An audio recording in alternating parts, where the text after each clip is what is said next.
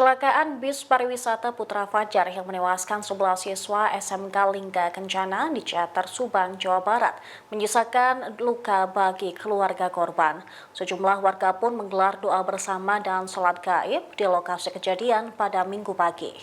Warga bernama Ahmad Herman mengatakan warga setempat berempati terhadap para korban kecelakaan yang terjadi pada Sabtu malam tersebut.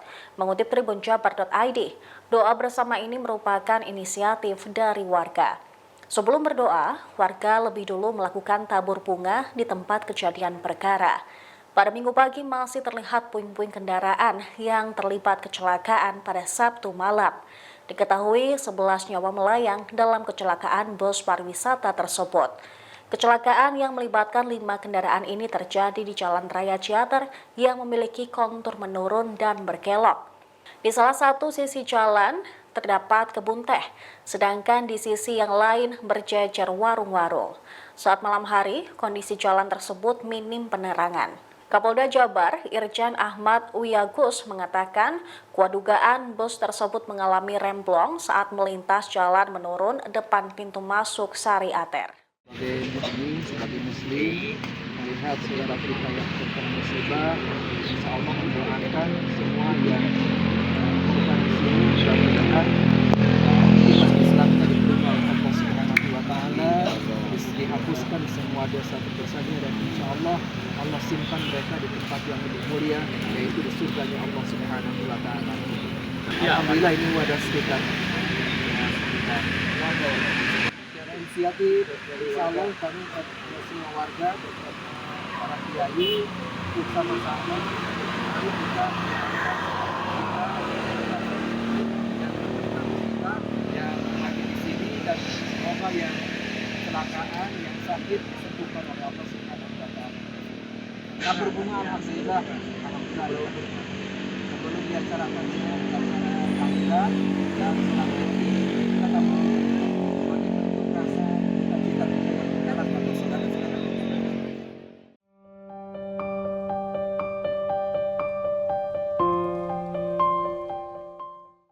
Kompolnas mengungkapkan fakta baru terkait kondisi bus pariwisata yang kecelakaan di Ciater, Subang, Jawa Barat pada Sabtu 11 Mei. Terungkap fakta bahwa kondisi bus maut tersebut merupakan bus tua yang disulap dengan casing baru sehingga tampak baru. Kepala Kompolnas Irjen Polisi Purnawirawan Puji Hartanto Iskandar mengetahui perbedaan tersebut ketika meninjau lokasi kecelakaan pada Senin 13 Mei. Ia mencermati ada perbedaan antara bodi luar bus dan kondisi di dalamnya. Bus Putra Fajar ini merupakan hasil sulap dari bus biasa menjadi high decker. Bahan yang dipakai untuk mengubah menjadi high decker tak sesuai spesifikasi sehingga tidak tahan benturan.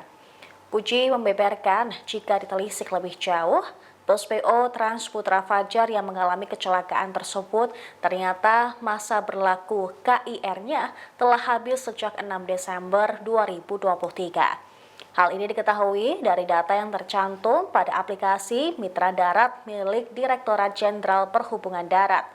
Dalam data tersebut juga diketahui ternyata bus dengan balutan bodyjet bus 3 ini menggunakan sasis yang sudah tua yang diproduksi tahun 2003 hingga 2006.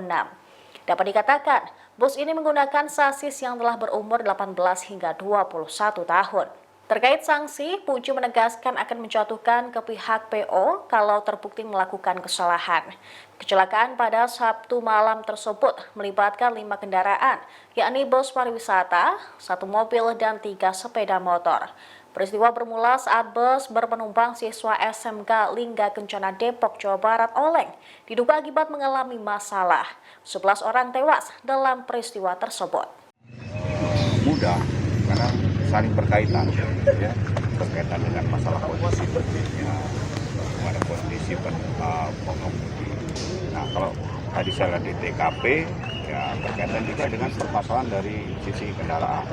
Nah, makanya saya lihat kendaraan kayak apa gitu bentuknya.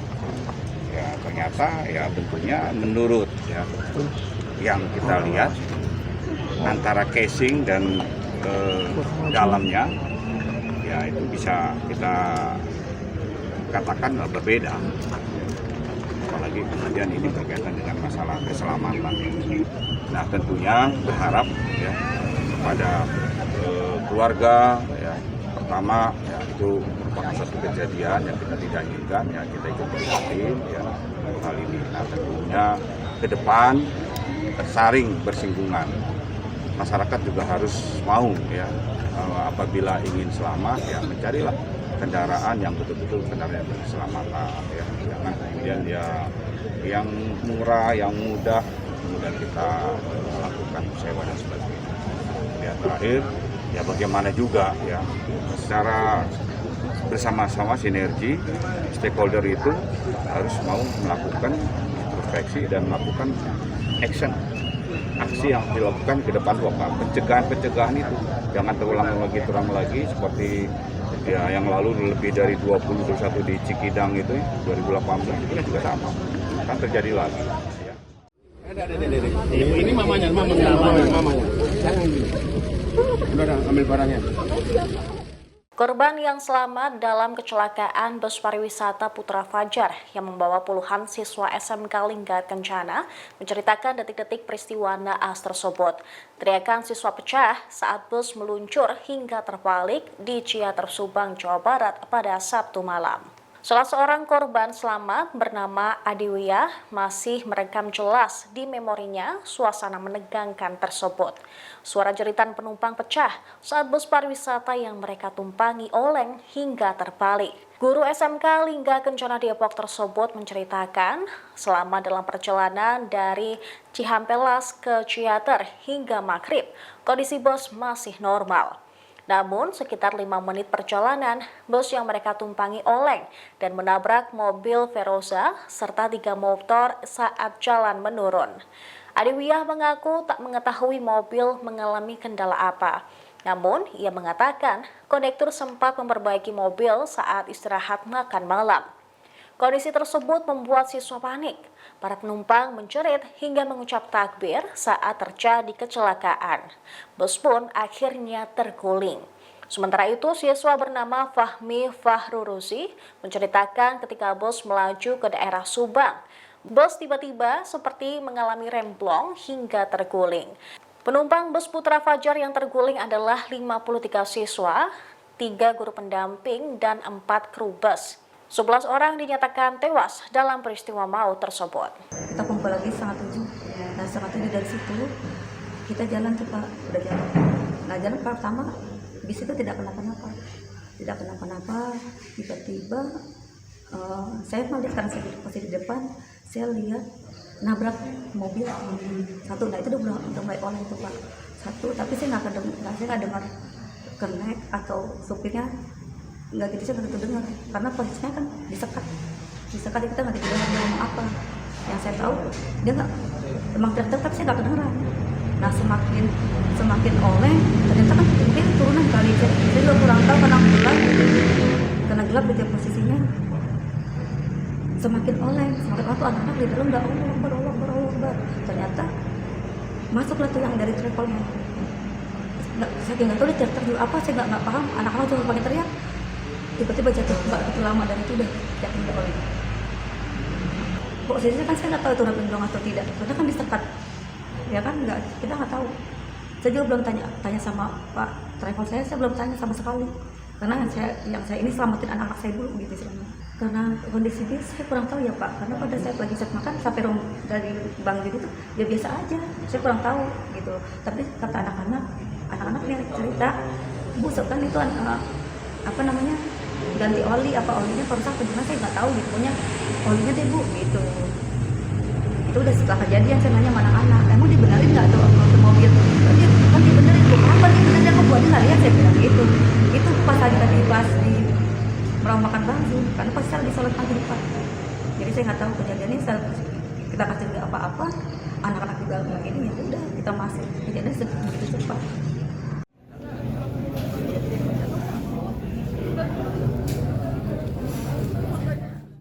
Ibu korban tewas dalam kecelakaan bus pariwisata Putra Fajar di Ciater Subang, Jawa Barat mengungkapkan sang anak sempat bekerja sambilan. Bahkan separuh gaji yang dihasilkan oleh korban Mahesya Putra tersebut selalu diberikan kepada sang ibu. Air mata Rosdiana tak bisa terbendung ketika mengingat anaknya yang meninggal dunia akibat kecelakaan bus di Ciater tersebut. Rosdiana berusaha tetap kuat ketika kembali mengungkap kenangannya tentang Mahesha Putra. Wanita 37 tahun tersebut dengan tegas bersaksi bahwa anaknya merupakan sosok yang baik dan disukai oleh banyak orang. Almarhum Mahesha juga tak pernah malu meski semasa hidupnya kerap banting tulang membantu perekonomian keluarganya dengan bekerja sebagai kuli panggul. Rosdiana pun mengira bahwa kemauan keras Mahesha itu disebabkan melihat adik-adiknya yang putus sekolah akibat tak memiliki biaya. Upah sebesar Rp50.000 yang didapatkan Mahesha dari hasil memanggul juga sering dibagi dua dengan dirinya. Kini setelah Mahesha sudah tiada, Rosdiana pun menyebut bahwa keluarganya begitu berat menghadapi kenyataan. Terlebih sang anak yang merupakan tulang punggung keluarganya. Mahesha dikatakan Rosdiana setelah lulus sekolah berkeinginan untuk melanjutkan kuliah, namun juga sambil bekerja. Hal itu ingin sang anak lakukan untuk membiayai adik-adiknya.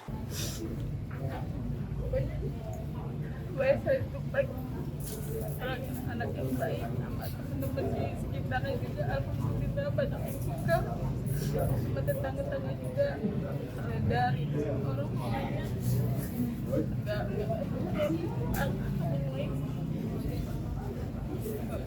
ya kalau lagi ada dia disuruh sama orang kenal tetangga ambil pasir apa gitu dia mau kan, dia nggak malu gitu, yang penting dia tuh hasilkan buat ibunya. Dia aja bisa dibayar 50.000, sekarang setengah saya sih nggak mau betah aja, nggak mau terporo aja gitu. Ya berapa bilang apa memang itu dia protokol keluarga dia sendiri, dia juga tahu ayahnya gimana, ayahnya nggak ini sama saya gitu, sama dia juga kurang. Dan jadinya dia bisa gitu aku keluar gitu saya jadi empat yang balita 2 kembar sama yang TK sama yang udah remaja sih. Sekarang yang remaja ini udah putus sekolah punya biaya dia karena itu mau bangkit mengangkat derajat terus pengen lihat adiknya udah nggak sekolah putus sekolah gitu karena biaya mesti dimati. Jadi dia nekat pakai biaya punya sama boleh sambil kerja itu pokoknya ibu tenang aja, semua adik-adik ntar yang bayarin gitu, pokoknya ibu tenang aja di rumah gitu nggak usah kerja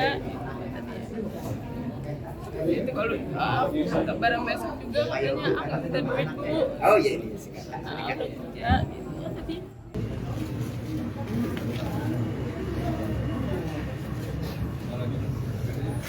Tangis pilu keluarga korban kecelakaan bus pariwisata Putra Fajar masih terdengar.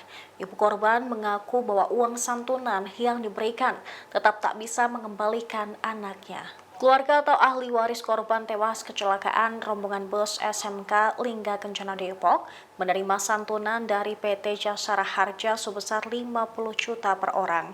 Selain santunan dari PT Jasara Harja, ahli waris korban tewas dalam kecelakaan tersebut juga menerima santunan kematian dari Pemkot Depok sebesar 10 juta rupiah.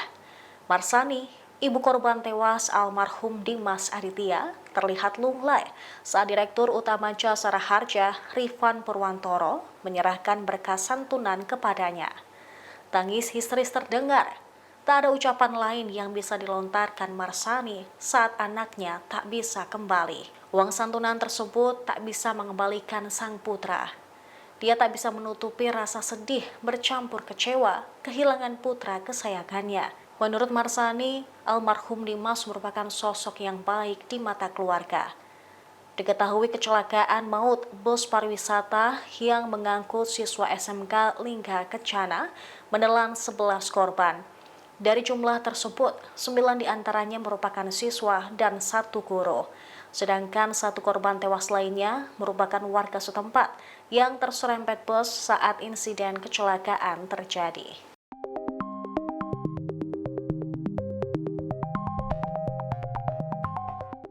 Presiden terpilih Prabowo Subianto menyinggung soal faktor kaum muda dalam kemenangannya di Pilpres 2024. Prabowo mengatakan bahwa kaum muda saat ini bisa melihat pemimpin yang benar-benar tulus dan yang dibuat-buat. Hal tersebut diungkapkan Prabowo saat wawancara dengan media asing Al Jazeera pada Minggu 12 Mei 2024. Lebih dari 50% total suara Prabowo dan Gibran merupakan pemilih muda.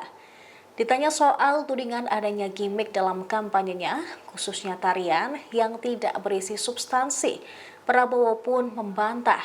Menurut Prabowo, saat ini kaum muda dapat dengan cepat melihat siapa sosok pemimpin yang tulus dan yang dibuat-buat. Prabowo mengatakan dari 3 kandidat Capres-Cawapres ada tantangan tersendiri saat menyampaikan pesan kepada kaum muda. Ia menjelaskan isu yang paling menjadi perhatian anak muda selama kampanye adalah terkait lapangan kerja. Ia pun menilai anak muda merupakan generasi yang paling banyak mengakses teknologi, sehingga mereka dapat membedakan seorang pemimpin yang tulus dan difabrikasi. Menteri Pertahanan ini yakin faktor-faktor seperti konsistensi dalam menyampaikan pesan kampanye dan juga posisinya sebagai pertahanan memainkan peran penting dalam kemenangannya di Pilpres 2024. Di sisi lain, Al Jazeera juga menyoroti adanya efek Jokowi atas kesuksesan Prabowo dalam Pilpres kali ini. Tak membantah, Prabowo justru membenarkan fenomena tersebut karena tingkat kepuasan publik terhadap pemerintahan Jokowi cukup tinggi menurut berbagai survei nasional.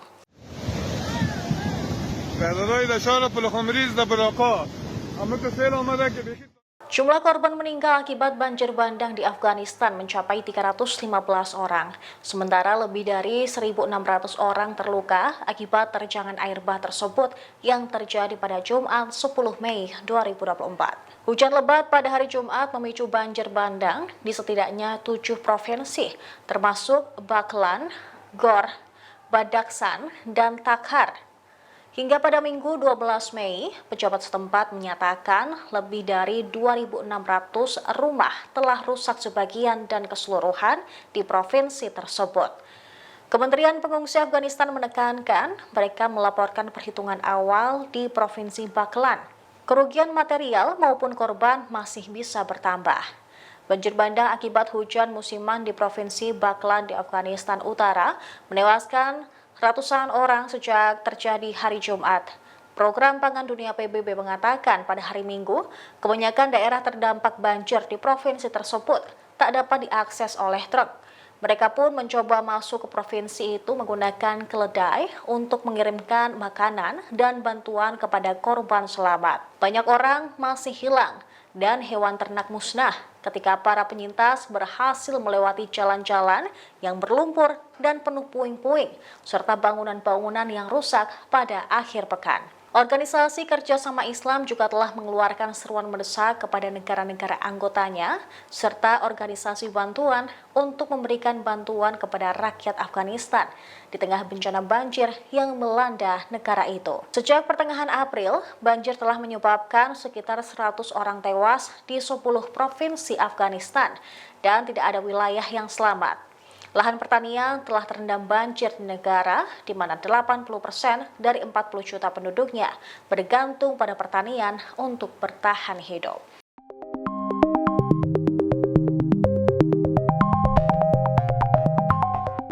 Badan PBB untuk Pengungsi Palestina atau UNRWA mengatakan hampir 360.000 orang kini telah meninggalkan Rafah di Gaza sejak Israel mengeluarkan perintah evakuasi pada 6 Mei.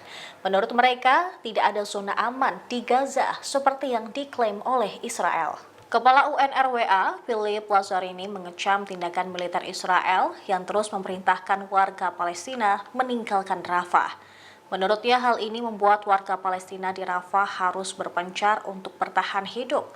Dia pun menyoroti bahwa warga yang mengungsi dari Gaza tidak punya pilihan selain mencari perlindungan ke tempat penampungan UNRWA. Namun tempat-tempat tersebut sering menjadi sasaran dan dirusak oleh tindakan militer Israel. Lazzarini mengaku selama ini dia belum pernah melihat kondisi seperti itu selama lebih dari 3 dekade. Dengan menggunakan kendaraan, sepeda atau berjalan kaki, bahkan ada juga yang memakai keledai, warga Palestina meninggalkan wilayah Timur Rafah untuk mencari tempat aman. Sementara itu pada Senin 13 Mei, Rumah Sakit Kuwait di Rafah telah menerima perintah evakuasi dari pasukan Israel. Mengutip Al Jazeera, meskipun situasi di daerah tersebut mengerikan, hingga hari ini pasukan Israel belum menghubungi direktur rumah sakit tersebut.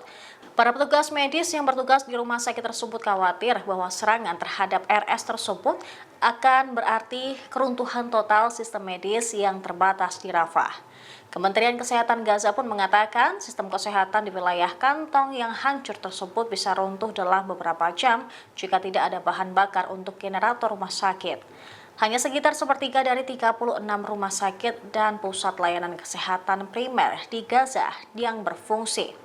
Namun semuanya menghadapi kekurangan obat-obatan, pasokan medis dasar, bahan bakar, dan tenaga kerja.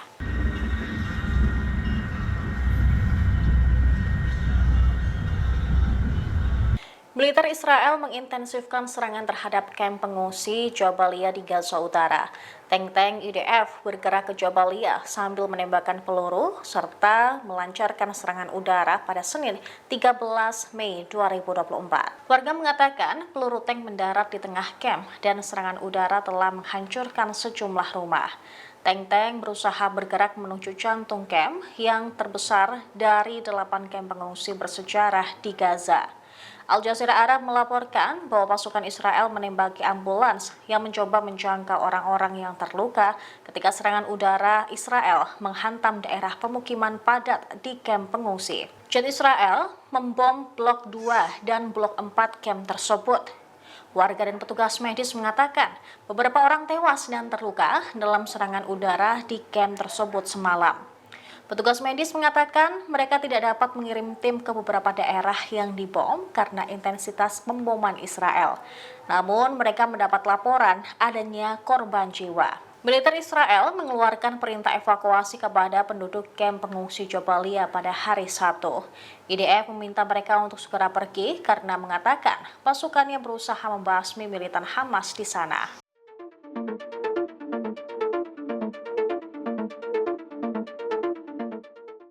Para pejabat Amerika mengutip informasi intelijen menyatakan bahwa Yahya Sinwar, pemimpin Hamas, tidak bersembunyi di kota Rafah di Gaza Selatan. Menurut para pejabat AS, Badan Intelijen Israel setuju dengan penilaian bahwa Sinwar dan tokoh 3 Hamas lainnya tidak hadir di Rafah. Mengutip media Israel Kan News pada Senin 13 Mei 2024, mereka berpendapat bahwa Sinwar kemungkinan besar masih berada dalam jaringan terowongan yang luas di bawah Khan Yunis. Terowongan ini beberapa di antaranya mencapai kedalaman hingga 15 lantai di bawah tanah. Fungsinya sebagai benteng Hamas, memberikan perlindungan dan persembunyian. Sinwar yang dianggap sebagai dalang serangan 7 Oktober terhadap Israel, diyakini dilindungi oleh sandera Israel yang digunakan Hamas sebagai tameng manusia. Terlepas dari kemampuan intelijen Israel yang luas, para pejabat Amerika menegaskan bahwa AS membagikan semua informasi relevan mengenai keberadaan Sinwar di Israel. Selain itu, pihak berwenang Amerika dan Israel menyatakan bahwa Sinwar dan para pemimpin senior Hamas lainnya tidak berada di Rafah sebelum eskalasi perang baru-baru ini terjadi.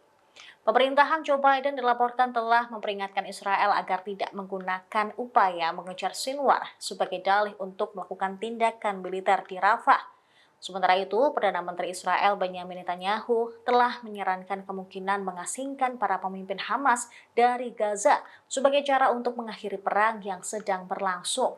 Ia menegaskan kembali pendiriannya bahwa perang dapat segera berakhir jika Hamas meletakkan senjata dan melepaskan sandera. Ia menegaskan kembali sikap tegasnya yang tidak mengizinkan Hamas mempertahankan kendali di Gaza, seraya menekankan bahwa selama kelompok tersebut masih aktif, Israel tidak akan mengizinkan warga Gaza untuk memerintah wilayah tersebut. Download Tribun X sekarang, menghadirkan lokal menjadi Indonesia.